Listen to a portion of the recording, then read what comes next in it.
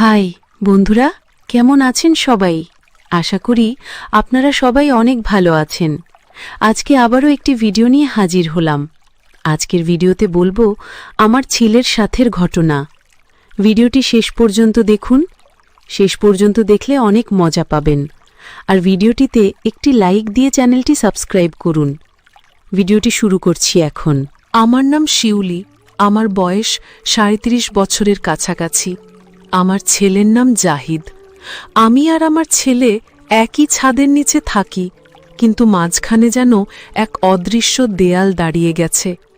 ওর মুখে আগের মতো গল্প নেই, চোখে শিশুসুলভ আলসেমি নেই, বরং একটা নীরব গভীর চাওয়া জমে আছে, যেটা ও বলে না, আমিও জিজ্ঞেস করি না। শুধু মাঝে মাঝে ওর চোখে চোখ পড়লে বুকটা কেঁপে ওঠে। আমি ভুলে যেতে চাই আমি মা, আমাকে এসব ভাবা উচিত নয়, কিন্তু তবুও রাত নামলেই মনের ভেতর একরকম সাড়া পড়ে। জানি না সেটা ভয় নাকি দুর্বলতা। এক রাতে হালকা বৃষ্টির শব্দ হচ্ছিল। আমি দরজা খুলে বারান্দায় দাঁড়িয়েছিলাম। হঠাৎ জাহিদ এসে চুপচাপ পাশে দাঁড়ালো। কিছু বলল না, শুধু একবার হাতটা আমার কাঁধে রাখল। আমার সারা শরীর কেঁপে উঠল। আমি থেমে থাকলাম। ও কিছু বলেনি, কিন্তু আমার ভেতর অদ্ভুত এক কান্না জমে উঠল, যেন আমি কোথাও হারিয়ে যাচ্ছি। ওর এই স্পর্শ কি শুধুই সান্ত্বনা ছিল, নাকি কিছু বেশি? এরপর দিনগুলো কেটে যাচ্ছিল স্বাভাবিকভাবেই। রান্না, ছেলের কলেজ, বাজার, খাওয়া। তবে কোথাও যেন একটা অস্বস্তি আমার ছায়ার মতো লেগে থাকত। একদিন দুপুরেও বাসায় ফিরেই বলল, আজ তোমার জন্য চকলেট এনেছি। আমি অবাক হয়ে জিজ্ঞেস করলাম, হঠাৎ? ও বলল, মন চাইল। আগে যেভাবে তুমি খুশি হতে, এখন আর হয় না কেন? আমি হাসলাম, বললাম, বয়স বেড়েছে। ও চুপ করে তাকিয়ে রইল অনেকক্ষণ। বলল, তুমি আগের মতো হাসো না। আমার চোখ ঝাপসা হয়ে এলো। বললাম, সব কিছু কি আগের মতো থাকে রে জাহিদ? ও কিছু বলল না, শুধু বলল, আমি চাই তুমি আবার আগের মতো হও। সেই রাতটাও ছিল অন্যরকম। আমি ঘুমোতে পারছিলাম না। হঠাৎ দরজার সামনে কেমন পায়ের আওয়াজ। বুঝলাম ও দাঁড়িয়ে আছে, আসছে না, চলে যাচ্ছে না। আমি চোখ বন্ধ করে থাকলাম, যেন কিছু বুঝতে না পারি, কিন্তু মন আমার তোলপাড় করছিল। ওর এই উপস্থিতি আমাকে অস্থির করে তোলে। আমি নিজেই নিজেকে বোঝাই, এটা ঠিক নয়, আমি দুর্বল হচ্ছি। একদিন সন্ধ্যায় লাইট চলে গেলে আমি মোমবাতি খুঁজছিলাম। হঠাৎ ও পেছন থেকে এসে বলল, আমি আছি, ভয় পেও না। সেই কণ্ঠে অদ্ভুত কোমলতা ছিল, যেটা আমার অনেক দিন শোনা হয়নি। আমি তাকালাম। ওর চোখে আগের সেই ছেলে মানুষই নেই, বরং এক ধরনের আকুতি, যেটা আমি এড়িয়ে যেতে পারি না। বললাম, আমি ভয় পাই না, তুই থাকলে আর ভয় কিসের? ও আমার হাত ধরল, আলতো করে। আমি টেনে ছাড়িয়ে নেইনি। কিছু সময় ওর হাতটা আমার হাতেই ছিল, নিঃশব্দে, যেন আমরা দুজনেই জানতাম কিছু বদলে যাচ্ছে, কিন্তু কেউই স্বীকার করছি না। আমি তারপর থেকে ওকে একটু এড়িয়ে চলতে শুরু করি। রান্না করে রেখে দিই, কিন্তু খেতে বলি না। জামা গুছিয়ে দিই, কিন্তু চোখে চোখ পড়লে মুখ ফিরিয়ে নিই। ও বোঝে কিছু একটা হচ্ছে, কিন্তু বলে না কিছু, বরং একরকম খেয়াল রাখতে থাকে আমাকে। কখন আমি ক্লান্ত, কখন আমি চুপচাপ। একদিন আমি রুমে বসেছিলাম, হঠাৎ ও এসে বলল, তোমার পায়ের কাছে একটু বসতে পারি? আমি মাথা নিচু করে বললাম, এই বয়সে ছেলেরা এমন করে না। ও জবাব দিল না, শুধু বসে রইল আমার পায়ের কাছে, মাথাটা আমার হাঁটুর কাছে রেখে বলল, আমার কোথাও ভালো লাগে না মা, শুধু তুমি ছাড়া। আমি পাথরের মতো হয়ে গিয়েছিলাম তখন। এক ফোঁটা চোখের পানি নামল না, শুধু আমার বুকের ভেতরটা দাউ দাউ করে জ্বলছিল। আমি জানি না আমি কি ভাবছি তখন, শুধু জানি ও আমার ছেলেই আছে, কিন্তু হয়তো সময় বদলে দিয়েছে আমাদের মানে। আমি সেই রাতে ওকে বললাম, তুই একটু দূরে ঘুমা। ও কিছু বলল না, কিন্তু ওর পা টেনে টেনে চলে যাওয়ার শব্দ যেন ছুরি হয়ে বিঁধছিল আমার বুকের মধ্যে। আমি জানি না আমি ভালো করছি না খারাপ, শুধু জানি এসব আমি চাইনি, এসব কোনো মা চায় না, আবার কোনো নারী হয়তো চায়। আমি দুয়ের মাঝখানে ঝুলে আছি, স্বামী বিদেশে, কোনো খোঁজ নেয় না। আমি একা এক ঘর সামলাই, আর সেই ঘরে আমার নিজের ছেলেকে নিয়ে শঙ্কা আর অপরাধবোধে গা ডুবিয়ে রাখি। ভোরের দিকে আমি উঠে ওর দরজার সামনে দাঁড়িয়ে থাকি, দেখি ও জেগে আছে, তাকিয়ে আছে ছাদের দিকে, চোখের নিচে গভীর কালো ছায়া। আমি দেখতে দেখতে বলি, ঘুম আসনি? ও আস্তে করে বলে, তুমি না থাকলে ঘুম আসে না। সেই এক বাক্য শুনে আমার চোখে কান্না আসে না, শুধু বুকটা চেপে ধরে, যেন আবার তখনকার মতো হয়ে যাচ্ছি আমি, সেই মা, সেই নারী যে জানে না সে কার অভিমানে কাঁদছে। আমি জানি আমি যা অনুভব করছি সেটা বলা যায় না, বোঝানো যায় না, তবু নিজের মনকে বোঝানো খুব কঠিন। কোনো এক সময় ছেলেটা আমার বুকের দুধ খেয়েই বড় হয়েছে, সেই সন্তান এখন আমার দিকে এমন এক দৃষ্টিতে তাকায় যেটা আর নিছক ভালোবাসার নয়। তবু আমি মুখে কিছু বলি না, শুধু সময়ের ভেতর দিয়ে হেঁটে যেতে চাই, যেন সবকিছু আবার আগের মতো হয়ে যায়। জাহিদ এখন আর আমার চোখে চোখ রাখে না, কিন্তু ওর উপস্থিতি আমাকে তাড়া করে ফেরে। আমি স্নানঘরে গেলে মনে হয় দরজার বাইরে দাঁড়িয়ে আছে। আমি চুল বাঁধলেও হঠাৎ এসে বলে, এই রংটা তোমার গায়ে খুব ভালো মানায়। আমি চমকে উঠি, বলি, এমন কথা মা বেটার মধ্যে বলা ঠিক না। ও হেসে চলে যায়, কিন্তু হাওয়ায় থেকে যায় ওর নিঃশ্বাস। আমি ঘরে একা থাকলেও মাঝে মাঝে এসে বসে, কিছু বলে না, শুধু টিভির পর্দার দিকে তাকিয়ে থাকে। মাঝে মাঝে আমার হাতের আঙুলে নিজের হাত রাখে।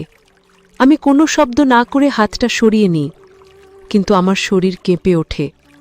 আমি দরজায় ছিটকিনি না লাগিয়ে শুয়ে পড়ি, অথচ জানি আমি চাই যেন কেউ এসে সেই দরজা ধীরে খুলে। এসব ভাবতে ভাবতে নিজের উপরই ঘৃণা হয়। আমি জানি না আমি মা হিসেবে দুর্বল নাকি নারী হিসেবে। আমার স্বামী হানি ফোন করে না, শুধু মাসের শেষে টাকা পাঠায়। আমি জিজ্ঞেস করিনি কখনো সে কেমন আছে, সে কখন ফিরবে, কারণ আমি জানি ওর ফেরা আর হবে না। জাহিদই আমার সংসারের সব, অথচ এখন এই ছেলেটার চোখে অন্য মানে খুঁজে পাই। একদিন আমার পায়ের স্যান্ডেল খুঁজে পাচ্ছিলাম না, ও এসে বলে, আমি পরে দেই। আমি রেগে বলি, তুই এখনো বাচ্চা আছিস? ও চুপ করে থাকে, তারপর বলে, তুমি আমাকে কি ভাবো সেটা বুঝতে পারি না। আমি থেমে যাই, কিছু বলি না, কারণ আমার মনেই কোনো পরিষ্কার উত্তর নেই। আমি শুধু জানি ওকে আমি দূরে রাখতে পারছি না, আবার কাছে আনাও ভয় পায়। দুপুরবেলা ঘর নিশ্চুম হলে ও আমার পাশে এসে বসে, চুপ করে কপালে হাত রাখে, বলে, তুমি খুব ক্লান্ত দেখাচ্ছ। আমি চোখ বন্ধ করে থাকি, যেন কোনো সাড়া না দিই, কিন্তু আমার বুকের ভেতর গরম হয়ে ওঠে, কেমন যেন চাপা ব্যথা জমে থাকে। ও আমার মুখের খুব কাছাকাছি এসে দাঁড়ায়। আমি ধাক্কা দেই না, শুধু বলি, যা, পড়তে যা। ও তখন ধীরে পা টেনে চলে যায়। আমি জানি ও আমাকে ভালোবাসে, কিন্তু সেই ভালোবাসার ভাষা এখন আর আগের মতো নয়। আমি বারান্দায় দাঁড়িয়ে থাকলে ও পেছনে এসে দাঁড়ায়, কাঁধের কাছে মুখ নিয়ে বলে, তুমি জানো এখন তোমার চুলে অন্য রকম গন্ধ আসে। আমি ভয় পেয়ে যাই, কিন্তু তবু একটা শিহরণ টের পাই। আমি চাই না এসব অনুভব করতে, কিন্তু আমার শরীর যেন মেনে নেয় না। মা হয়ে এসব ভাবা অন্যায়, তবু আমি ভাবি, হয়তো এই একাকিত্বই আমাকে ভেঙে দিচ্ছে, হয়তো আমি ভালোবাসা চেয়েছি, আর সেটাই এখন আমার চোখে এসে দাঁড়িয়েছে জাহিদের মুখে। আমি রাতের বেলা দরজা লাগিয়ে দিই, ও বুঝে ফেলে, প্রশ্ন করে না, শুধু সকালে খাওয়া রেখে দিয়ে চলে যায় কলেজে। একদিন সে হঠাৎ বলে, তুমি কি কাউকে ভালোবাসো মা? আমি অবাক হই, বলি, তুই এমন প্রশ্ন করিস কেন? ও বলল, আমি শুধু জানতে চাইলাম, আমি কাউকে ভালোবাসতে পারি না, শুধু তোমাকে ছাড়া। আমি বুঝি সে যা বলছে তা শুধু মা ভক্তির কথা নয়, ওর কণ্ঠে অন্য কিছু। আমি কোনো জবাব দিই না, শুধু ঘাড় নিচু করে হাঁটতে থাকি, আর নিজেকে নিজে গাল দিই। কেন আমি এত নরম হলাম? কেন আমি তার জন্য অপেক্ষা করতে শিখলাম? কেন ওকে এড়াতে পারি না? একদিন ও আমার শাড়ির আঁচল ঠিক করে দিচ্ছিল, হঠাৎ আমার পিঠে হাতটা কিছুক্ষণ থাকল। আমি কেঁপে উঠলাম, বললাম, থাম, এসব করিস না। ও বলল, আমি আর নিজেকে আটকে রাখতে পারছি না মা। আমি ঘর থেকে বেরিয়ে গেলাম, কিন্তু জানালাম আমি পালিয়ে যাচ্ছি না, আমি ভয় পাচ্ছি।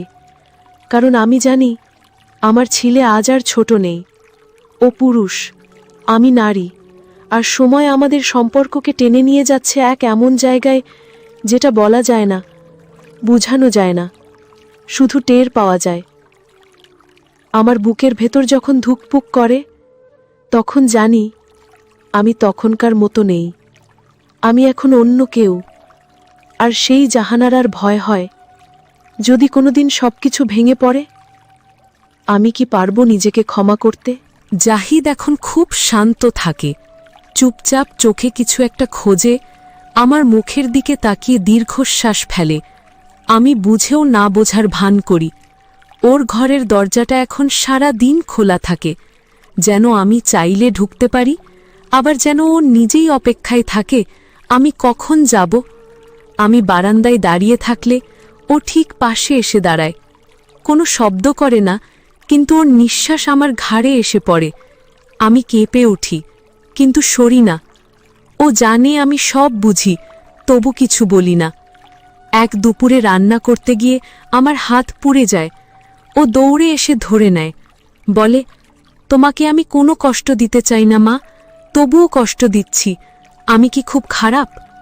আমি কোনো উত্তর দিতে পারি না, শুধু চুপ করে থাকি। ও আমার হাত জলে ভিজিয়ে রাখে।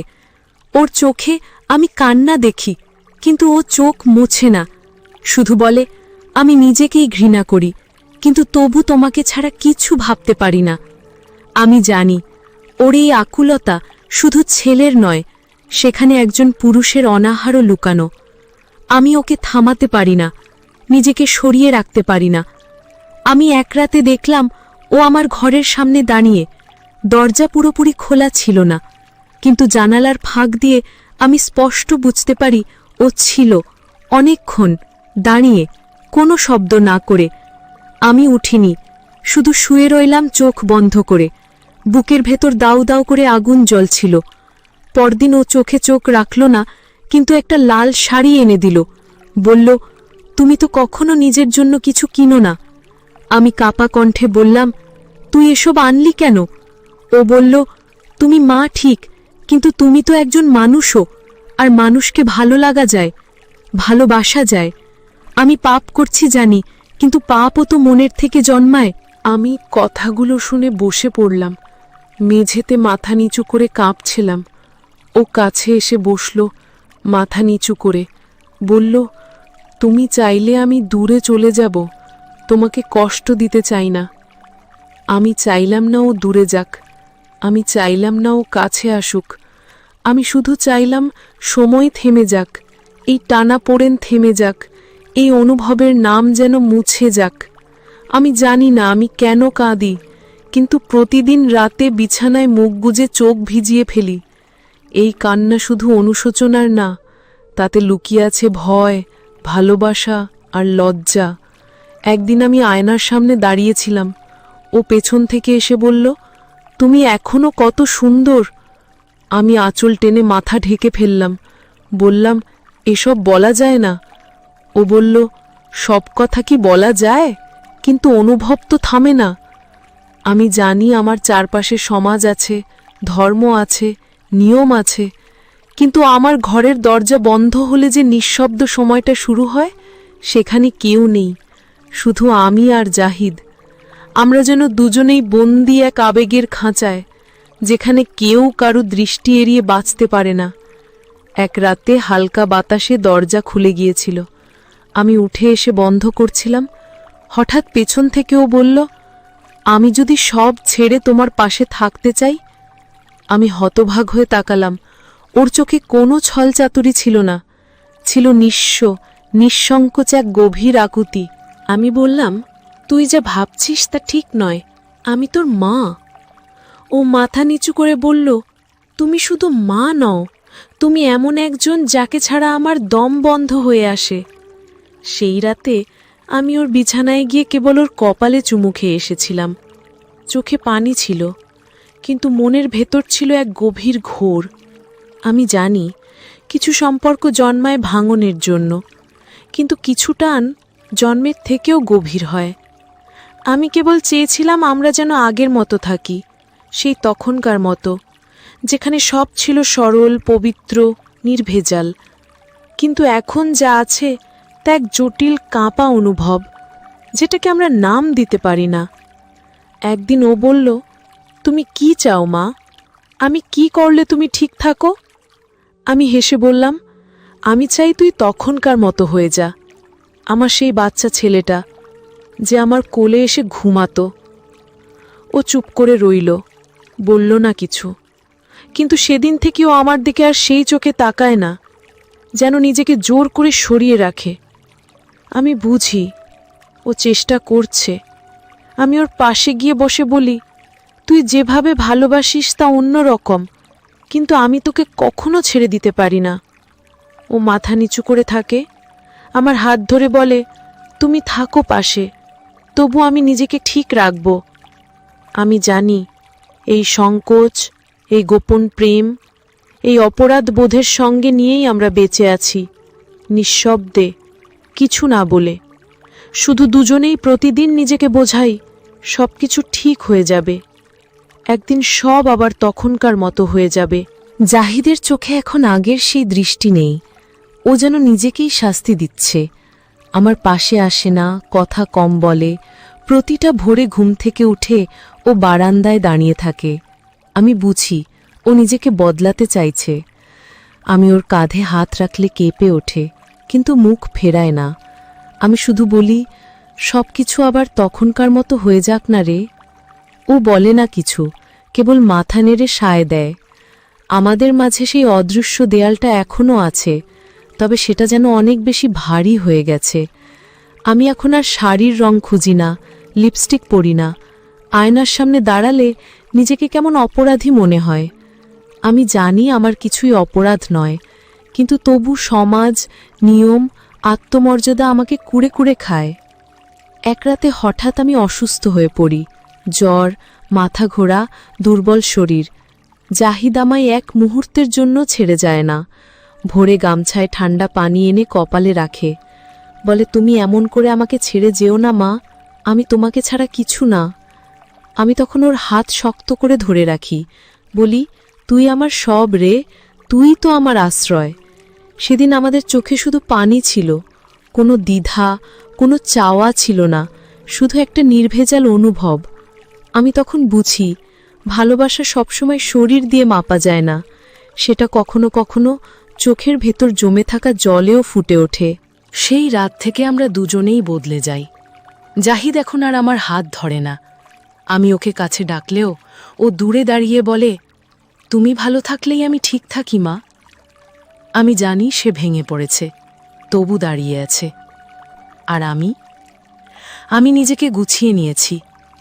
আবার সকালের আলোয় চায়ের কাপ ধরি, আবার নিজের শাড়িতে ভাঁজ রাখি। নিজের মধ্যেই ফিরে গেছি, কিন্তু ভেতরের সেই ঘূর্ণি এখনও মাঝে মাঝে ওঠে। একা রাতের বিছানায় আমি কখনো কখনো জেগে উঠি, ভাবি, যদি সবকিছু অন্যরকম হতো, যদি আমার চারপাশে নিয়ম না থাকতো, যদি ভালোবাসার পথ এত সংকীর্ণ না হতো। কিন্তু পরক্ষণেই নিজেকে থামাই, কারণ আমি জানি মা হওয়া একটা দায়। সেটা শুধু জন্ম দেওয়া নয়, সেটা নিজেকে বারবার হত্যা করার নাম। আমি মা হয়ে জাহিদের প্রেমের আবেদনে সাড়া দিইনি, কিন্তু নারী হয়ে তাকে ভালোবাসতে কখনো ভুল করিনি। আমার সেই অনুভব, আমার সেই কান্না, সেই ভয়, সবই আজ গোপন, অদৃশ্য একটা ক্যালেন্ডারের পাতায় জমে আছে। আমরা এখন পাশাপাশি থাকি, রান্না খাই, গল্প করি, কিন্তু আমাদের চোখে একটা চুপচাপ বোঝাপড়া রেখা থাকে। আমি বুঝি ও এখন নিজেকে নিয়ন্ত্রণ করে। আমি বুঝি ওর ভেতরকার আগুন নেভে না, কিন্তু ও চেষ্টা করে, কারণ ও আমায় ভালোবাসে, সত্যিকারের ভালোবাসে, শরীরের চেয়ে বড় এক ভালোবাসা দিয়ে। আমি যখন ওর জামা গুছিয়ে রাখি, চুপ করে ও বলে, তুমি ছাড়া আমি কিছু না। আমি হেসে বলি, তুই এখন অনেক বড় হয়ে গেছিস, আমার জন্য নয়, নিজের জন্য বাঁচ। ও মাথা নিচু করে চলে যায়, তবু প্রতিদিন ফিরে আসে আমার কাছেই। আমরা এখন এক ছায়ার নিচে হাঁটি, কেউ কারো চোখে সরাসরি তাকাই না, কেউ আর প্রশ্ন করি না, তুই কি আমায় অন্যভাবে ভাবিস? কারণ উত্তর আমরা দুজনেই জানি, শুধু মুখে বলি না। সব চাওয়া, সব না পাওয়ার জবাব আমরা একে অপরের নীরবতায় খুঁজে নিই। আমি জানি জাহিদের ভালোবাসা এখনও আমার আশেপাশে হাওয়ার মতো ঘোরে, কিন্তু ও আমাকে ছুঁয়ে না, শুধু জানালার ফাঁক দিয়ে একবার চোখ রাখে, আবার ঘুরে যায়। আমি সেই টান টের পাই, তবু চোখ বন্ধ করে থাকি, যেন কিছু বুঝতে না পারি। সময় অনেক কিছু বদলে দেয়, অনেক কিছু স্থির করে, কিন্তু কিছু কিছু সম্পর্ক এমন জায়গায় দাঁড়িয়ে থাকে যেখান থেকে এগোনো যায় না, পেছানোও যায় না। আমি আর জাহিদ সেই রকম, এক বন্ধ ঘরের দুপাশে বসে আছি, কারো মুখে কোনো শব্দ নেই, শুধু মনে মনে বলি, হয়তো কোনো জন্মে, কোনো নির্জন গ্রহে আমরা তখনকার মতো সত্যি হয়ে উঠব।